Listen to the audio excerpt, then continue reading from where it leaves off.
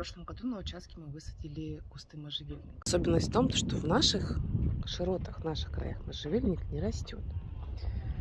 Вот получаются такие вот хвойные кустики прикольные. Они, получается, у нас растут только на северо-западе Якутии. Получается, привезли из Нурбинского улуса.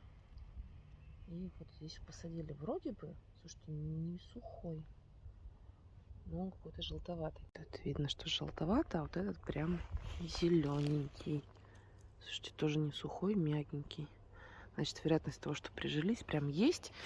Единственное, что я сомневаюсь, вот в этом кустике мне больше что нравится.